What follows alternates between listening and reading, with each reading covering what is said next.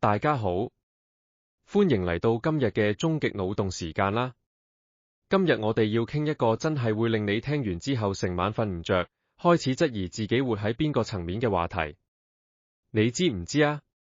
連愛因斯坦咁樣改變咗全世界觀嘅超級天才，喺生命走到最後一刻嘅時候，都忍不住講咗一句令人毛骨悚然嘅話：呢個宇宙絕對唔可能係純粹嘅巧合或者隨機形成，背後一定有某種更高嘅智慧喺度精心設計一切。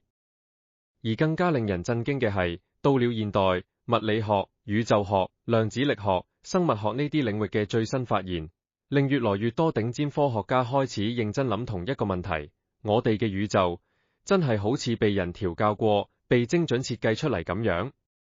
呢個唔係咩宗教故事或者陰謀論，而係基於硬邦邦嘅科學數據同計算嚟討論㗎。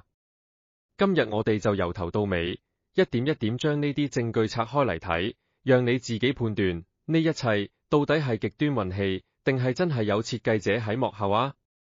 如果你而家正坐喺屋企飲咖啡，或者瞓喺床上刷手機，建議你將燈開亮啲，因為接落嚟呢啲內容可能會令你忍不住多諗幾遍。我哋先由最基本嘅問題開始：宇宙到底係點樣冒出嚟㗎？科學界而家最被接受嘅解釋係大爆炸理論。大約138億年前，所有已知嘅一切物質、能量、空間本身、時間本身，全部被壓縮喺一個極其微小嘅奇點入面。呢個奇點細到比原子核仲細無數倍，密度同溫度無限大，然後喺某個瞬間突然爆炸，急速膨脹，變成我哋而家見到嘅浩瀚星空、銀河系、太陽系、地球，以及坐喺度睇片嘅你同我。呢個理論聽落好科學、好合理，亦都被無數觀測證據支持，例如宇宙背景輻射、紅移現象等等。但你只要稍微多諗一步，就會發現一堆致命嘅漏洞。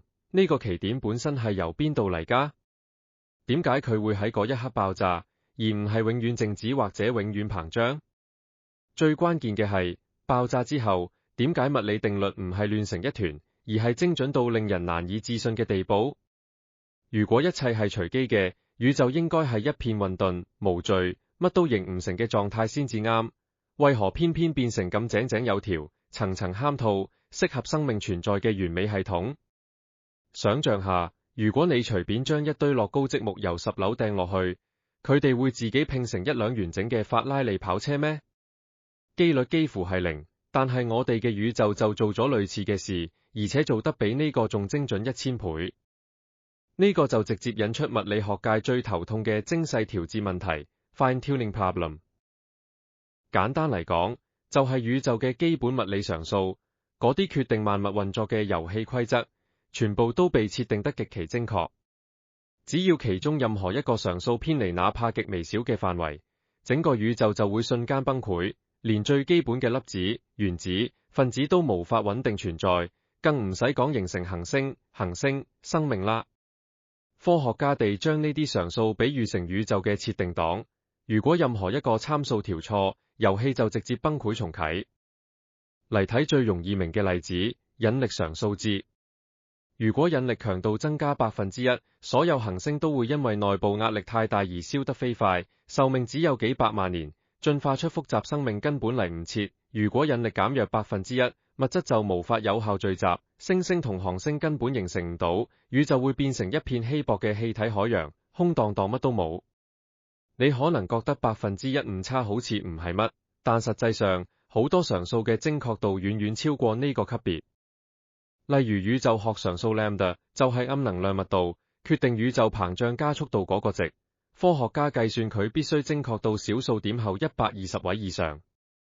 意思係，如果你將呢個數字寫成1.000，後面119個零，然後喺第120位小數改成1或者2，整個宇宙要麼喺誕生幾秒內就坍縮返奇點，要麼膨脹得太猛烈，連質子同電子都無法結合形成原子。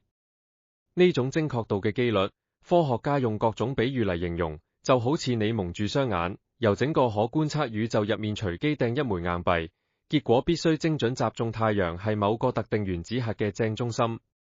呢個已經唔係小概率事件，呢個係統計學上嘅不可能。你諗下，宇宙咁大，原子咁多，卻剛好令我哋存在，呢種感覺係咪好似有人喺背後幫我哋調咗參數啊？再嚟睇強核力，將質子同中子黏埋一齊，令原子核穩定嘅嗰股力。如果佢強度偏差1/1000，0.1，氫就無法喺恆星核心融合成氦，核融合反應停擺，所有恆星都點唔着，宇宙永遠係一片冰冷黑暗，冇光、冇熱、冇化學元素。弱核力負責某啲放射衰變，如果調錯，恆星要麼爆炸太快，要麼永遠唔燒。電磁力決定原子大小同化學鍵強度，稍微變動，分子結構全部亂晒，連水分子都可能唔存在。呢啲常數之間仲互相制約，形成一個極其狹窄嘅生命窗口，任何一邊偏離，窗口就關閉。科學家曾經做過模擬，如果將呢啲常數隨機亂調100萬次，幾乎每次宇宙都變成死寂嘅空洞，只有極少數次先至可以出現好似我哋咁樣嘅穩定宇宙。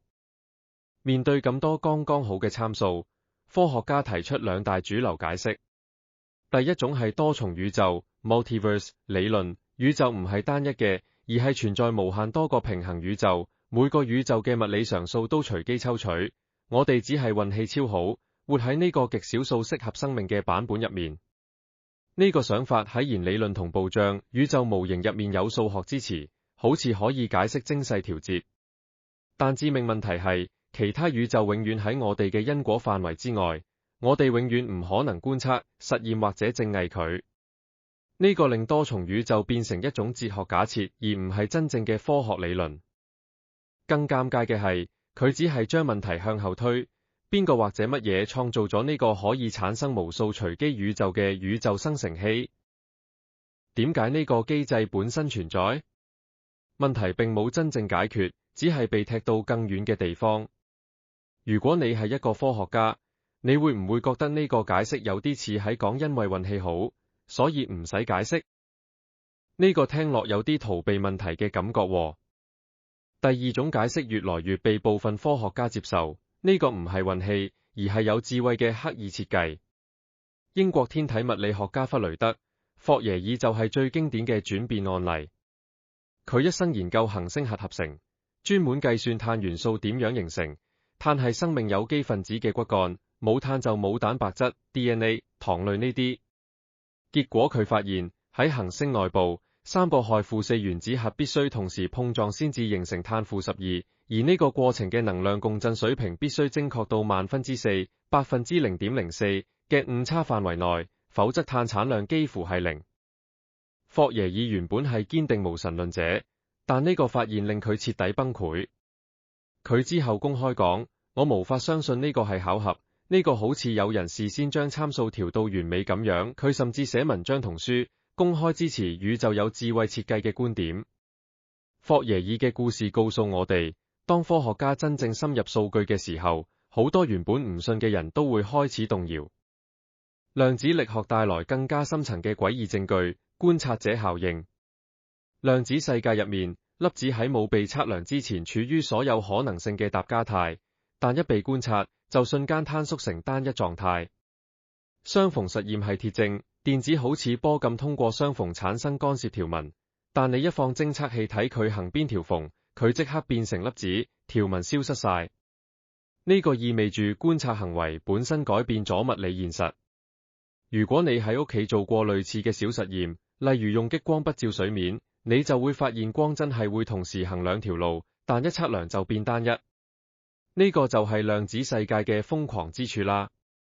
宇宙大爆炸初期，冇任何生物，冇眼睛，冇儀器，邊個喺度觀察令量子態坍縮，令物質穩定存在啊？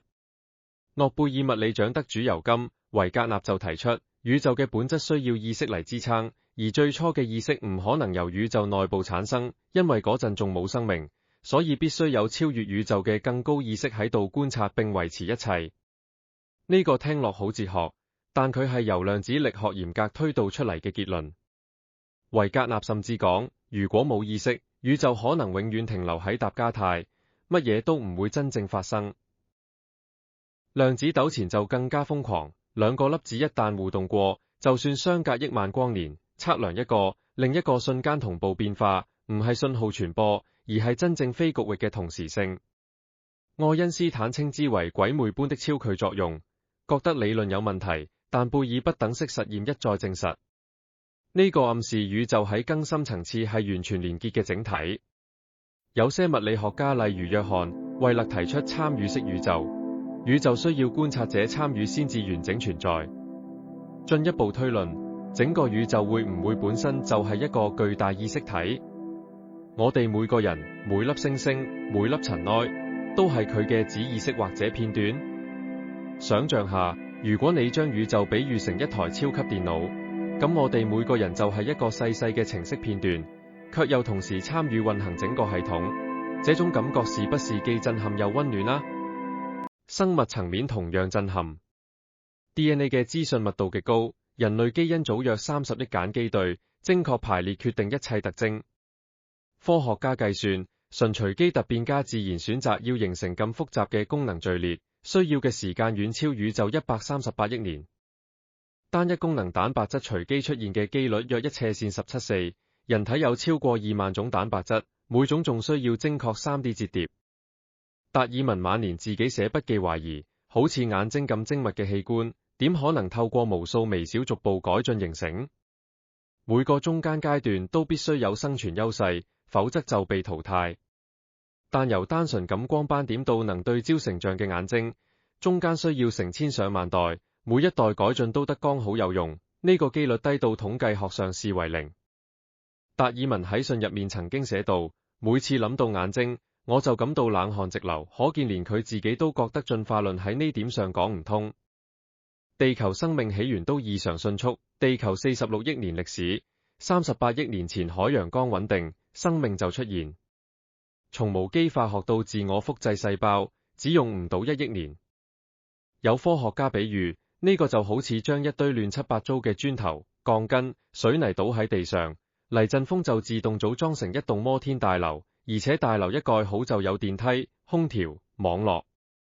最早期生命化石已經顯示完整細胞結構、膜、遺傳物質、代謝途徑，唔似緩慢演化，更似突然植入。如果你係生物學家，睇到呢啲化石，你會唔會懷疑有人喺地球剛冷卻嘅時候，就偷偷放咗一批種子入去？太陽系嘅剛好都令人起雞皮疙瘩。地球軌道離太陽近 5% 就變金星咁高溫蒸發海洋，遠 5% 就變火星咁永久冰凍。地球質量完美，引力足夠留住大氣層，又唔至於壓縮成厚重毒氣。月球大小同距離剛好穩定，地球自轉軸傾角，帶來規律四季。冇月球，地軸會大幅擺動，氣候極端到無法演化穩定生命。木星嘅質量同位置就好似巨型引力盾牌，捕獲大部分可能撞地球嘅小行星同彗星。科學計算，冇木星，地球撞擊頻率會增加上千倍，生命早就被周期性大滅絕打斷。呢啲條件好似一連串精密嘅鎖，只有全部對上，生命之門先至會打開。點解數學可以咁完美描述宇宙？由牛頓萬有引力到愛因斯坦長方程，再到量子力學嘅薛定諤方程，人類腦入面發明嘅抽象數學，竟然可以精準預測黑洞、引力波、粒子行為。維格納稱呢個係數學喺自然科學入面不可理喻嘅有效性。數學唔係我哋強加俾宇宙，而係宇宙本來就服從數學規則。呢個暗示宇宙好似用數學語言寫成嘅程式，只有極高智慧先至會用呢種方式建構現實。你有冇諗過，為何我哋嘅大腦可以發明數學，而宇宙又剛好聽佢？呢個難道唔係最強嘅設計證據咩？資訊理論進一步推論，宇宙本質可能唔係物質或者能量，而係純粹資訊。黑洞視界商用比特計算，量子位元攜帶資訊。DNA 係生物資訊庫。有些物理學家提出宇宙好似一台巨型量子電腦，所有物理過程都係資訊處理。如果係計算系統，邊個係最初嘅程式設計師？邊個按下運行鍵？呢個問題令人越諗越深。尼克、博斯特羅姆嘅模擬論就更加極端。如果先進文明可以做出無法分辨嘅虛擬現實，一個真實文明就可以創造無數模擬子宇宙。統計上，我哋更加可能係模擬入面嘅存在。馬斯克都公開講，我哋活喺基礎現實嘅機率唔到10億分之一。普朗克長度10.35米，係空間最小單位，好似數位螢幕像素，放大到極限，連續空間變成離散點。呢個唔係喺暗示宇宙係數位模擬咩？如果你將宇宙想象成一款超級 VR 遊戲，咁我哋而家所有經歷都係程式碼喺度跑而已。時間嘅本質都好詭異，我哋感覺時間線性流逝，但相對論顯示時間係相對，喺高速或者強引力下面變慢，黑洞邊緣時間幾乎停止。許多物理學家認為時間係幻覺，真實宇宙係四維時空塊，過去、現在、未來同時並存，好似一本已經寫好嘅書，所有頁面同時存在。邊個寫咗呢本四維書？邊個決定咗故事嘅結局？意識問題係最大嘅謎團。神經科學可以精確影射大腦區域同功能，但冇人知點解神經放電會產生我感覺到紅色嘅內在體驗。呢個叫意識嘅硬問題。有些科學家猜，意識唔係大腦產生，而係大腦好似電視接收器，接收外部意識場。收音機壞咗，音樂仲喺度，只係接收唔到。呢個解釋咗好多瀕死體驗、臨床死亡、心跳腦電停止，卻有清晰意識，甚至睇到手術室外嘅細節。醫生記錄嘅案例數以千計，科學界至今無法用純物質嚟解釋。量子意識理論 Penrose-Hameroff 提出，大腦微管喺量子層運作，意識涉及量子坍縮，同宇宙量子場連結。呢個可以解釋心靈感應、雙胞胎感應、預知夢。歷史預知案例極多，林肯遇刺之前夢見白宮靈堂，有人喺度喊，問發生咩事，答總統被暗殺。幾日之後真係發生。類似夢到具體日期、地點、人物嘅案例數不勝數。如果未來可以預知，係咪意味住一切已經被安排好？自由意志只係幻覺？呢啲問題令人越諗越覺得宇宙好似一場精心編排嘅戲。宇宙年齡138億年，剛好夠重元素累積形成岩石行星，短10億年，重元素唔夠，長太多，行星過早死亡。可觀測宇宙半徑約930億光年，剛好令星系穩定形成，唔稀疏唔擁擠。暗物質27%，暗能量68%，普通物質僅5%，95%，95%隱形卻精準平衡。冇暗物質星系無法凝聚，冇暗能量宇宙早就坍縮。